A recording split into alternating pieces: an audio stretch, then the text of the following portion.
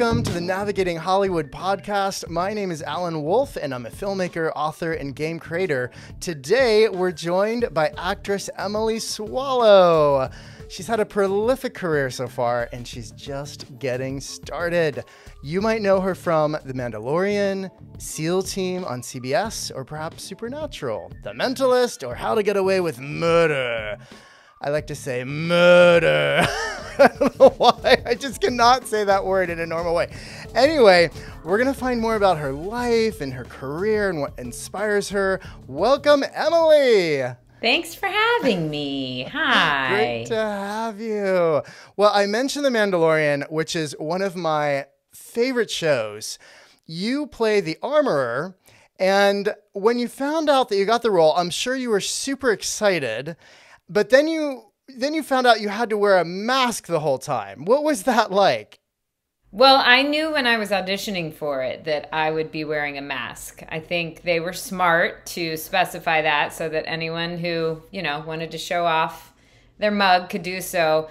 But to be honest, I find it to be tremendously liberating because I am a woman in Hollywood. And so I am far too aware of what I look like, whether I'm pretty enough for certain parts, whether I look the right way for this, that, or the other.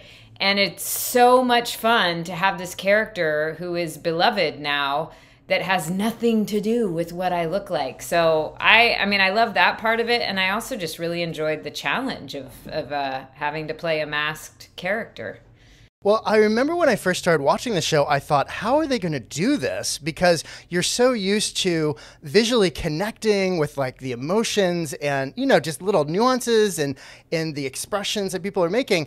And I was amazed at how all the actors you all act through that and create so much emotion and connection with the audience. So kudos. Thank you. Really good job. Thanks. Well, I have so many more questions about The Mandalorian, but first, I'd love to just back up a little bit. You got your BA in Middle Eastern Studies. I did. Obviously. I know, right? Did you first want to work for the State Department? I'm so curious. I did, yeah. My plan was to go into the Foreign Service, and I did intern for the State Department one summer, and I thought that I would then take the Foreign Service exam and go into the State Department. But all along, most of the people in my life were not surprised that I decided to become an actor. I think it was more surprising to me than to anyone else because I just had so many interests. But I performed from when I was a little kid, and church choir was my first performing. My parents both love music, and so we had a very musical household, and we would go see live theater. And so I was always doing that. I just didn't know that it was going to be my career path. I did finish up my thesis, but I also auditioned for graduate acting programs my last year at UVA and wound up going to NYU. It was sort of smart because most parents would be nervous if their kid told them that she wanted to go to New York to be an actress, but my parents were faced with the alternative of me going into the State Department and working at an embassy in Jordan or something like that. So New York was easy. Yes, well, NYU, that's where I studied film. Go Violets. So tough, so tough. No. Fighting Violets! Yes, go Violets. Do you know who our mascot is named after? I don't, actually. It's Bobcat, and it's actually named after the library's filing system. It's Bopst Library, Bopst Catalog, Wow. Bobcat. So go Violets, and our mascot is named after the library. When you were studying, getting your MFA, how confident were you that you would be able to go from studying that at school to turning that into a full-time career? I was blissfully naive about how challenging it would be. I was the youngest person in my class, and I went straight out of undergrad. And I knew enough to know that the folks in my class who had been out working for a while and who then came back because they knew that they wanted more training, I could tell that they were more focused than I was. Like, they knew specifically what they wanted out of the training, whereas I was just like letting it all wash over me because I had no real world perspective. And of course, when you're in one of those programs, they're constantly telling you about all the wild success stories, especially if you're in a program like NYU. You know, I also had all these friends who were going to Juilliard. And so like the actors that were most in my vision were the ones who had made it. I knew that there were also a lot of actors who struggled, but I had enough to worry about while I was in school because they kept us so busy that I didn't really worry much about it until it came time for the showcase. And then all of a sudden it's like, oh my gosh, this is real. Because, you know, it's your chance to get an agent. And I'm with the same agents that I was with when I did my showcase and graduated. I'm really fortunate that way, that I like them that much and that they like me that much. Was there a moment early on after you were then represented that you thought, oh, this could be my big break? I have never really looked for the thing that would be the big break because I know, you know, in watching friends who have been in this business longer than I have, that there's things that get you more attention. There's things that could be life-changing, but then there's what happens after that, and you still can't predict what's going to happen after that. There was actually this fantastic book that I read. It's called The Paradox of Choice, and one of the things it talks about is how you have your status quo, and then life gets better, and then your status quo just changes. So you could be constantly in this state of expecting more, wanting more, but you will never leave that state if you're not aware of that. So that was also sort of helpful to have that perspective of seeing other friends who had, you know, big things happen and then, oh, but wait, life goes on. I've also heard the term, I think it's adaptive hedonism. Maybe that's not the term, but where you change your lifestyle, something great happens and you think, oh, if I could just do that thing, I'll be happy, I'll upgrade my life. Yeah. But then you get to that level and then you look up and you think, oh, wait. No, that's the thing I want, the thing that's beyond you. And it's never ending. And are you going to be able to hold on to whatever success comes? Right. And, I mean, it could drive you insane. Right. Yeah, I remember reading an article, I think it was in the New York Times, that talked about how Lady Gaga is rich, but she's not mega rich. And they talked about how she's doing makeup lines and other things they were saying to get to that next mega rich level. And it's like, wow, if you can just have perspective and just enjoy where you are at that moment, it seems like that can make a real difference. Well, there was a scene in La La Land where Emma Stone went to an audition and it was a disaster. The person she met was distracted and wasn't paying attention. Are there any experiences like that for you where you went an audition, it just felt like a very strange experience? I mean, I wish I could say that scene was surprising to me, but it was not at all. Because there's been plenty of times when I'm looking at the casting director who is texting, you know, on their phone, taking a phone call. Or there's been times, especially in New York, where space is at such a premium. There's been times when I've been in an audition room and I can hear like a tap dancing class upstairs. And I'm just having to try and block that out. I've had instances where, like, I had this chemistry read once where it was very clear that the guy had been out partying the night before and he just reeked of hangover. Wow. So lots of fun little things like that. And how do you get yourself through those moments? Imagination. I mean, I just try to focus on the circumstances of the scene. Part of acting is blocking out everything around you, but part of it is also just trying to incorporate whatever is happening as if it's supposed to be happening. You've performed in a range of venues, on film, television, the stage, singing. Which of those is particularly inspiring for you? I love theater. I love live performing, singing or theater, because I just love having the audience right there. There's something so magical about knowing that whatever is happening in that moment is only happening there with those people and will never happen again the same way. And I'm also just like a sucker for instant feedback. Like when you're shooting something, you don't really know how it's landing until you have an audience watching it much later. I love feeling the audience and sort of adjusting to them and reading them. And I mean, sometimes it's terrifying because you can also feel if they're not enjoying what you're doing. I had this time when I was doing this play called The Skin of Our Teeth. That's by Thornton Wilder. It's a really bizarre, like 3-hour long play, and it takes place in different time periods. And it's like there's a post-apocalyptic world, and it's bizarre. And I was the main character who has a lot of direct address to the audience. And it was in the third hour of the play. And there was this point where I had to say, I said, well, our evening is almost done. And somebody out in the audience said, thank God. No, are you serious? Yeah. Oh yeah. gosh. So that was one of the plays that told me that I wanted to go to grad school, because I was like, I don't know what I'm doing. Oh my gosh. And did any of you respond to that comment? I think I just paused for a moment and then just kept going. Oh my gosh.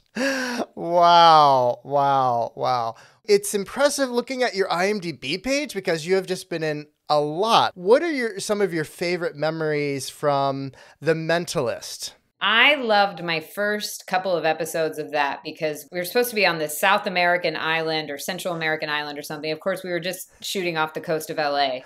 LA stands in for so many different locations. Right. In those first episodes, I was sort of getting a chance to out-mentalist the mentalist. And that was so much fun. I was this undercover FBI agent who was pretending just to be a normal tourist, and suckered him into joining the FBI. That was a lot of fun, both because of the location was really great, but also because Simon Baker, who played the mentalist, he was directing one of those episodes, and he is a wonderful, wonderful director.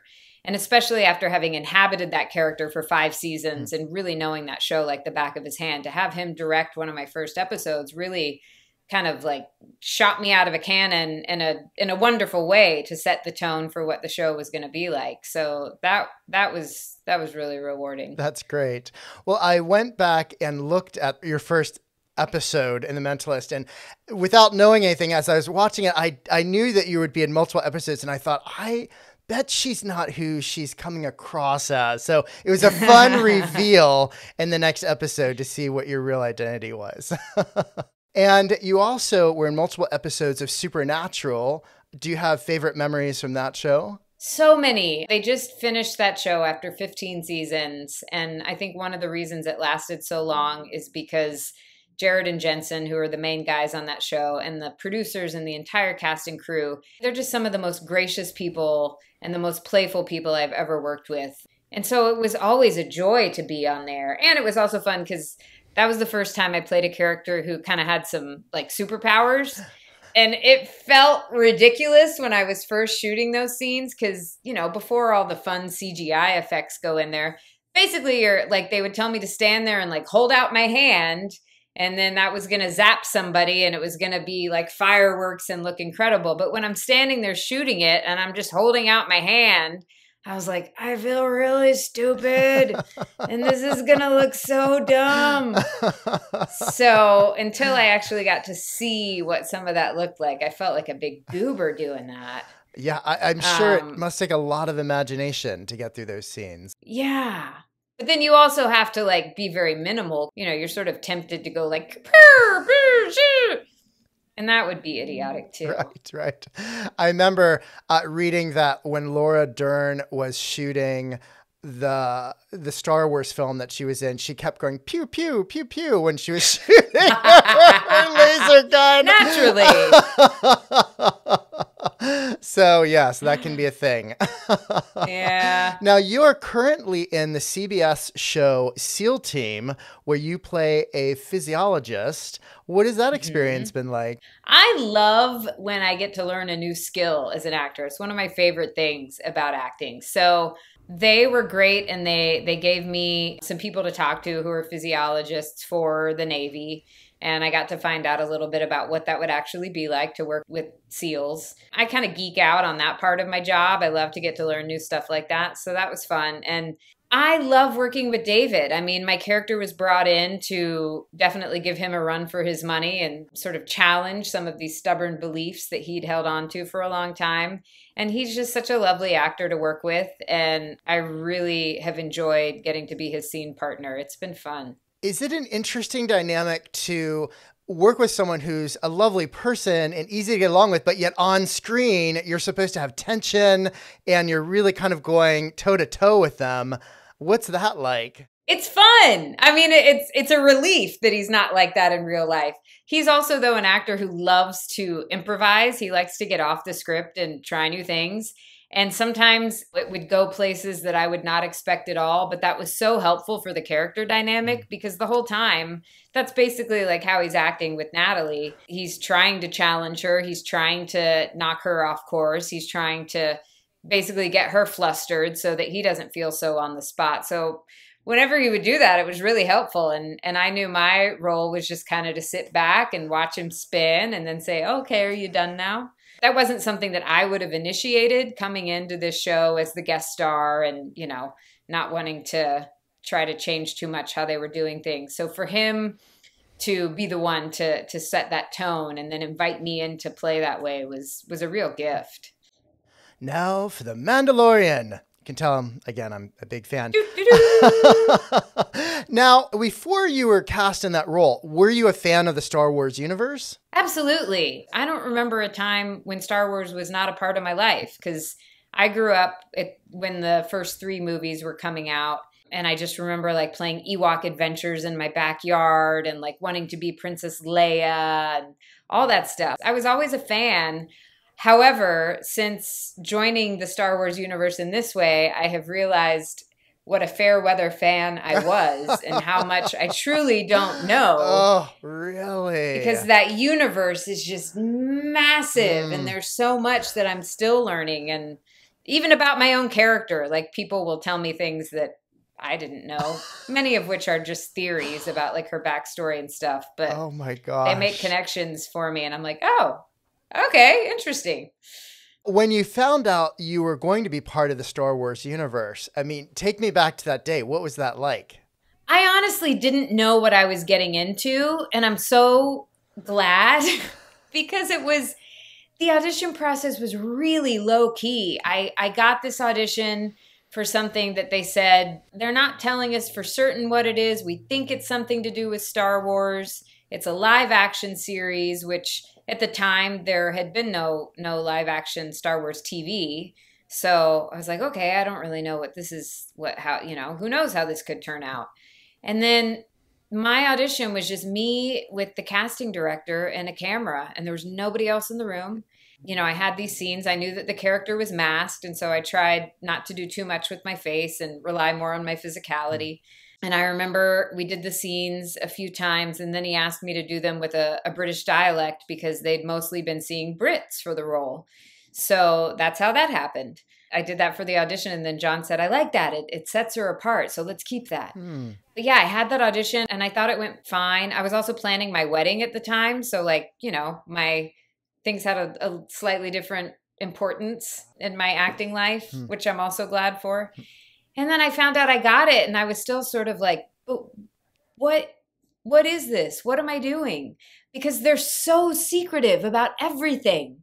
So I slowly started to learn like who was involved. And then I started to realize, oh, this could be, capital B, capital D, big deal, because there's really fantastic people who are involved with this. And then I think the first time it really started to get me excited was when I went in for my first costume fitting and I saw what they had in mind for this character. And then my imagination just took off, and then it was off to the races for sure.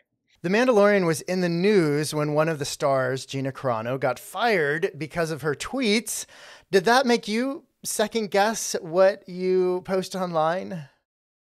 It didn't, because I don't ever really get political online. I mean, I have to say I was surprised because I loved working with her. She's such a generous and giving actor, and she's someone who's interested in what other people think and have to say. And so it was surprising to me that it happened. I really use social media to look up like dumb dog videos and, post about my work. If I'm going to have conversations about politics, I would so much rather have them face to face with people. It's just a hard place to have a real dialogue, I think. So yeah, it feels like a place where there can be a lot of piranhas.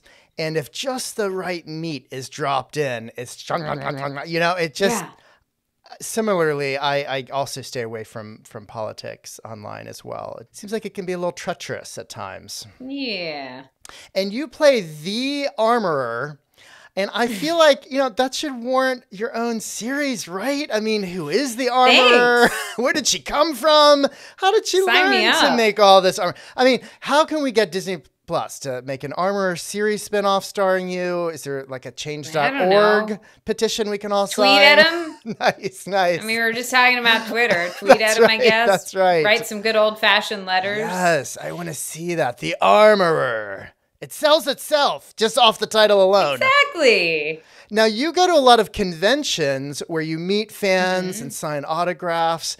Is there something that happened at one of the conventions that was particularly memorable for you? I once met someone who had my face tattooed on his leg. So that was special. It was me as Amara, my character on Supernatural. So that made it feel a little less weird. And I was not the only character that he had tattooed on his body. And he was a very sweet guy. So like I met him at a panel, I guess, and found him to be very non-threatening. And then it was like a few days later, he like sent me a picture on social media of this tattoo that he'd gotten. So I was glad that I'd already met him, and I felt like, oh, he's a nice guy. So you didn't see it live. You didn't see that. He didn't show you the tattoo there in the moment. Okay.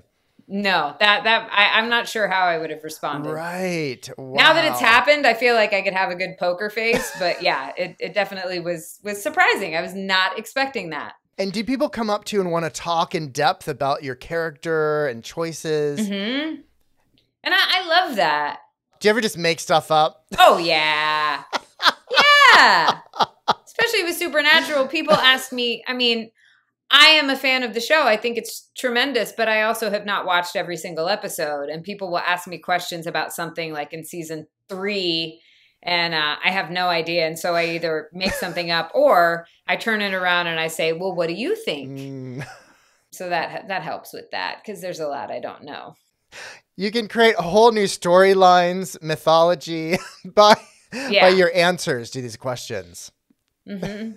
Now, you got to go to a Star Wars premiere. I did. I got to walk on the red carpet with Chewbacca.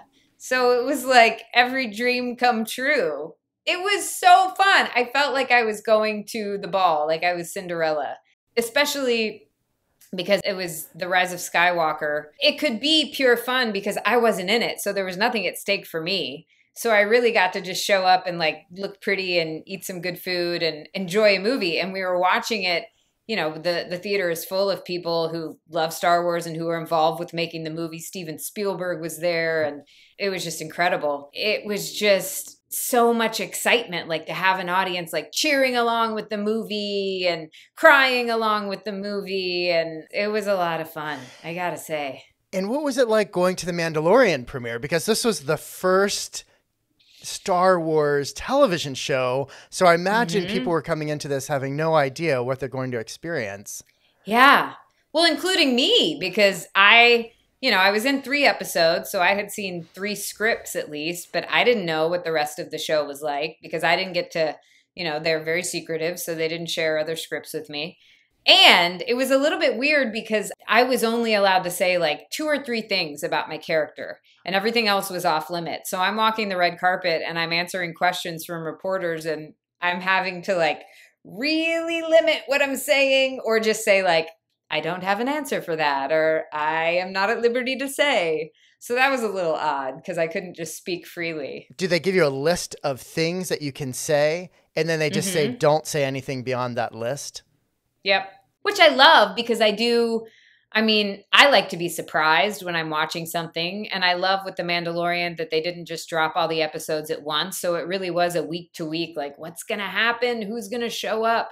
So I appreciate the secrecy. I think that it adds to the excitement, but it's also a little weird when you're an actor in a show and you're told, don't, like, I'm convinced if I say the wrong thing, a Disney drone is going to come shoot me down or something. With Mickey Mouse ears. Pew, pew, yeah, pew, pew, absolutely. pew. Well, this interview is sponsored by Navigating Hollywood, which is dedicated to helping people who work in entertainment to live relationally and spiritually holistic lives. There are courses for pre-marriage and marriage, and the Alpha course, which gives entertainment professionals the chance to explore the big questions of life. You can find out more at navigatinghollywood.org. If you use the invitation code podcast, the courses are complimentary. What? Amazing. Now, you've played many characters in film and TV. When you approach a new role, how do you keep it fresh? Well, I think just because I'm thinking about the specifics of each character, it sort of does the work for me. I definitely notice similarities that there might be with other characters, but I think because each, I approach each script like its own unique story, which it is. And so that sort of naturally happens. I enjoy finding parallels between characters that I've played, but I also really enjoy finding the things that make them different. So I think it sort of unfolds naturally. We talked about your role in Supernatural, and that's a show that deals with the supernatural and all kinds of amazing things. What are your beliefs about the supernatural? Is that something you believe in? I do, yeah. And it was very interesting stepping into that show, which I think, I appreciate about it that it sort of creates its own mythology, even though it uses characters from specific religions, from specific faiths and spiritual practices. I don't think it's trying to say anything about any one of those in the real world. I think that it's sort of self-contained. But it was definitely weird, especially telling people, oh, I play the darkness, God's sister. Oh, gosh. Because as far as I know, the God that I believe in doesn't have a sister. And there was this time. So my parents still go to church at the church where I grew up. And whenever I go home, I go with them. And there was this time when I was standing in the lobby and somebody at the other end of the lobby said, "Hey, it's the darkness." And I was like, "No, shh, shh, shh." I was like, "Listen, I get it. And that's funny. But most of the people in here don't know what you're talking about. And I don't need that kind of reputation that they think I'm the darkness." That's right. At least they didn't say, "Hey, it's God's sister." Yeah, that would have been just more confusing. So was there a point in your life where God became real to you? What has your faith journey looked like? I was raised in a Christian home, and I'm really grateful for that because it sort of naturally wove its way into the fabric of my life. But I also think that because of that, there was a lot that I took for granted. And so when I went to college, when I was on my own for the first time, and when I was studying Middle Eastern studies and studying Judaism and studying Islam and studying Christianity, it really made me question a lot of things. And I realized that there were areas where I hadn't made it my own. And that, I think, combined with being in this like super intellectual environment, that sort of became my God for a while, this like analyzing everything and wanting to learn as much as possible. And I sort of said, well, who am I to know what's true? I can like sort of take a little bit from everything. And, that worked a little bit for a while. But then as I got older and started to face things that were a lot more challenging and started to face my own shortcomings and to realize like, no matter how hard I work, no matter how well-intentioned I am, life is still really challenging. And I realized how much I needed a personal God, a God with whom I could have a one-on-one relationship. And so that sort of brought me back to Christianity in a whole new way. And meeting my now husband also was an important piece of that because we started talking about our faith and how we'd grown up and how it had been challenged, ways that we'd fallen away from it. We read a couple of Tim Keller's books together, The Reason for God, and one of them was Making Sense of God. Those really challenged me to actually think and ask the questions instead of just sort of dabbling in the questions. And it made it a lot more real. But I appreciate about Tim that he combines a head knowledge with a heart knowledge and really challenges a lot of the intellectual ideas that I had about why I could take a step back and not really basically I was avoiding making decisions about what I did believe. I was sort of chickening out. And so my faith was not helping me in my life because it wasn't real. So it definitely changed reading those books and having those conversations with the guy that I married. So it sounds like you came to a point in your life where your worldview didn't really match the challenges that you were facing, and you had to rethink what your whole worldview was. And that's something you read together with your husband. Was he your husband at that moment, or were you dating? No, he was not. We were dating. It's amazing that you could go on that journey together. Were you both having similar questions as you were working through this? We were, yeah. So I, about 10 years ago, started to go to 12-step meetings for eating disorders and working the steps. And you know, the foundation of the 12 steps is really in Christianity. They have made it something where you can be an atheist and you can work the 12 steps. And I think that that's a tremendous service, you know, for people, so that no matter what they believe, they can be healed. But the basis was really in the Christian faith and in working the steps, and in having to really ask myself, who is the God of my understanding? What are my own limitations as a human? And because, you know, I'd basically been brought to my knees and seeing what a lot of those limitations were, I realized how desperate I was, in a really good way. Because I think I think we're all desperate, whether we realize it or not. And it sort of depends on what life throws at us as to how much we register that. And so I think I'm really grateful that I was faced with something that I couldn't handle on my own, because I know now, like, my life is infinitely better for having a relationship with God. And I didn't know that for a long time. Is the story that you got to a point with your eating disorder when you hit rock bottom and realized you needed to do something drastically different? Mm-hmm.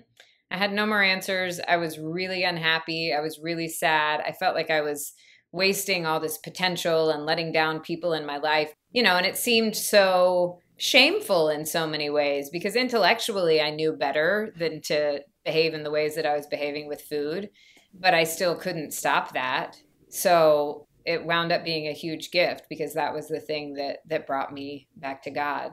It was after a few years of being in that program that I met my husband. We were having a conversation and he said, listen, I need to tell you something. I went to rehab a few years ago and I'm sober now and I'm in AA, and, you know, I just want to share that with you. And I said, that's fantastic, because I'm in a 12-step program too. So it wound up being this thing that actually, like, brought us even closer and that we could relate through. Wow. So he took that step of vulnerability with you, and then it sounds like that really helped you to be in a place where you could be equally vulnerable with him. Mm-hmm. I imagine that a lot of actors struggle with eating disorders or eating issues. Have you found that that journey that you've been going through has helped you to connect to others? Absolutely. I mentioned earlier on that it's such a blessing to play this character who has nothing to do with what I look like. And I think the pressure is always there, whether you're a man or a woman in Hollywood. You know, you're far too aware of how you look.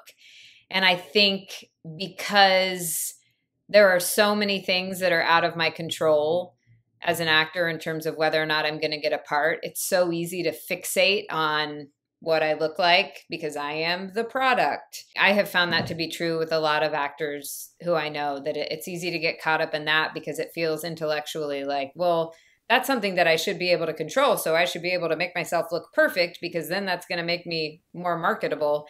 First of all, it's not true. There's so many different things that go into creating a character and doing the work that we do. It's also just not as easy to control as we think. I mean, look at like the diet culture in our country and how many people struggle, even if they're not in this industry.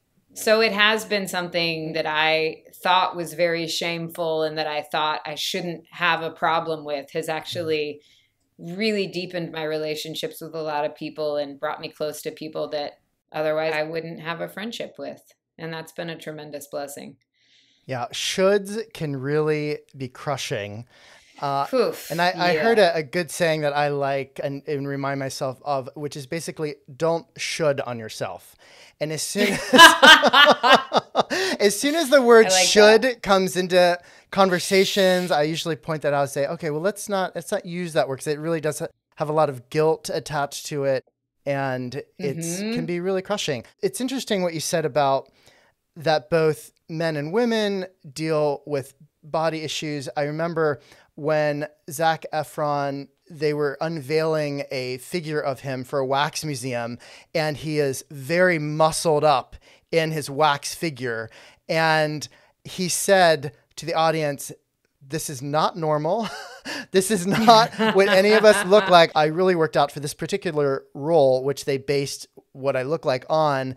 And that's why I look like that. But don't think that you need to look like that. But I think we don't hear that enough because you see on social media, of course, all over in film and TV, an idealism of what you think you should look like. But behind the scenes, those actors can be starving themselves. They can be working out multiple times a day to get into that condition.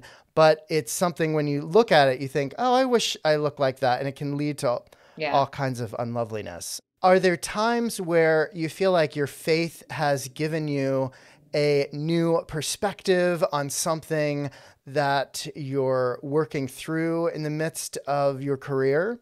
Absolutely. I can get so myopic and so focused on work, particular aspect of a character or a project I'm doing. And my faith just encourages me not to do that, which I think is much healthier. And it helps me to always have a larger perspective than I would be tempted to have on my own. There have been projects I've been involved with where it's been challenging to work with certain people, or I feel like I haven't done the best work that I could do. And my faith really allows me to say, I don't know why this thing is happening this way. I don't know why, I'm not having the best experience possible, but I can trust that this is actually the best possible outcome and this is happening this way for a reason. And that's a huge relief because otherwise I would be trying to micromanage everything. And again, I would have that illusion that I should be able to fix things. I should be able to make it better. I should be able to make that person like me, darn it. It's a relief not to feel the responsibility to be God because I am definitely not. And have you found when you've talked to people that you're working with and the issue of faith comes up, how do those conversations typically go? I find people have a wide range of beliefs. I've been surprised at how interested people are to talk about it. It's easy to sort of feel like, oh, it's taboo. It's not something that you talk about, especially in Hollywood. But people are really hungry to know, okay, what is it that makes you tick? What helps you get through the day? What helps you get through this life? I think people are really interested and hungry to hear that perspective. So I've had some really lovely conversations, even if the person that I'm talking to doesn't have the same beliefs. I still find that people want to hear. I heard a saying where someone said, tell me about the God that you don't believe in, because I probably don't believe in that God either. Oh, interesting. What has been surprising to you about your career? Definitely the range of things that I've gotten to do. I mean, I feel so blessed, but I didn't set out to do most of the things that I've done. I've kind of just gone along for the ride. And now, I've gotten to be in Star Wars and Supernatural and sing, and I've gotten to be in video games, and I've gotten to voice animated characters. And I'm just soaking it all up, but it was not a planned trajectory.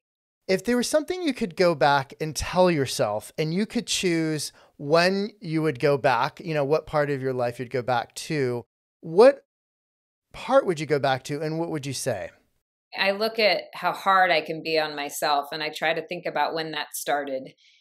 I really think it started when I was a kid because I have one brother who's older than me, and he was always he was a superstar athlete and a class officer and super charming and charismatic. And I was a little bit more reserved and shy. And I wanted to do something to be special that he didn't do. So my thing sort of became academics. And I was the one who studied really hard and got really good grades. But I think that was when I started to worry too much about distinguishing myself with achievements that way. So I think I would like to go back to her and tell her to chill out a little bit and tell her that it's okay and that your achievements do not define you. And what would you tell her does define her? I think what matters more is the love that she had and I have for other people and relationships and faith and really the stuff that's a lot less tangible. You mentioned you got married recently. It was that 2018. Mm-hmm. And what's it like having both of you work in entertainment? Because your husband is an actor. He is a really good actor, too. He's Tony nominated. He's that good. I mean, there's literally evidence of what a good actor he is. Nominated for a Tony. Fantastic. Yeah, he's pretty snazzy. I've had friends in the past say like they would never date another actor. And I think it absolutely depends on the individual. And I think for us, it's helpful that we're both actors because we can both relate to a lot of the challenges that we face and a lot of the fears that we face and the things that intimidate us. And we can help each other keep perspective and make our world larger than just this piece of us, this acting piece. So, and he understands like why I have to travel for work. And I understand why for the first 2 years we were married, we never ate dinner together because he was always doing his show on Broadway at night. And how did you stay relationally healthy during that time? I think that a lot of that was served by our church community. We hosted a community group with our church. We talked to people who were smarter than us and who'd been married longer than us. And we went to counseling. We tried to see what tools would help us in building that foundation. Also, I have to mention Tim Keller again. Before we got married, we both read The Meaning of Marriage. And that was so, so helpful. I mean, I was 38 years old when we got married. And so I'd spent most of my life really just worrying about me. So finding out and really establishing with each other what it means to be in partnership, pretty important so that we could figure out how to navigate that. And that book helped us a lot with that. And how has your faith impacted how you approach each other in your marriage? It's really helpful for us to be coming from that same foundation. I think that it makes us a lot gentler with each other and a lot more humble. When we have a problem with each other, I think that it teaches us to check in with ourselves and see, okay, what's going on in my heart that's causing me to see my husband this way? And then anything that we do come up against, we know and we trust that we are working through it together and that there's a reason that we're together. We trust that God brought us together. And that really helps when we're annoyed with each other or things feel like they're not going right, to trust that there is a greater reason that we're together in this world. For someone who's just starting out, wanting to be an actor, pursuing that, they're going on a lot of auditions, what advice would you have for them? I think you really have to know in yourself why you love it, because there will be plenty of things to challenge that. And I think it's also important to keep a sense of perspective. Any profession can define you, right? Like we all get lost in work in different ways, but I think especially in the arts, because it is so much of you that is being drawn out, it's easy to take it more personally and to get more wounded by the lows and get more excited by the highs. But I think it's important to keep a sense of perspective and to keep connected to things that have nothing to do with acting. I think sometimes like when things get challenging for me, it's important for me to sort of ignore acting and check in with other things in my life, with people, with other things that I'm interested in. I think all of those things help. And to talk about it. I know that sometimes I have the sense like, well, I know I'm in a challenging profession, so I shouldn't complain about it. But there's still lots of feelings that need to come out. And it's important to be able to talk about those with other people, usually people who are in the profession and can kind of get it, or people who are outside of it and can sort of keep me in check and help me have better perspective on what's going on. And what about someone who's been acting for a while, but they're in a moment where they feel like nothing's going the way they had hoped it would go? They're feeling really discouraged. They're not sure if that next project will come along. What would you say to that person? I think sometimes it's important to step away and reconnect to other things that you love.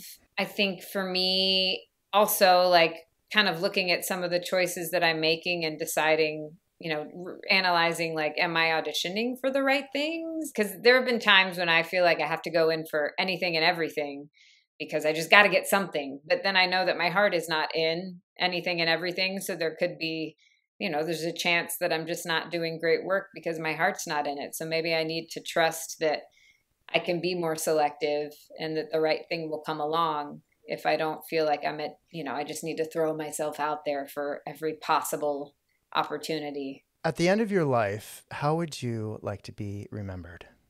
Hopefully as a good friend and a good daughter and wife. And I want to be remembered by the relationships that I have and as an action figure.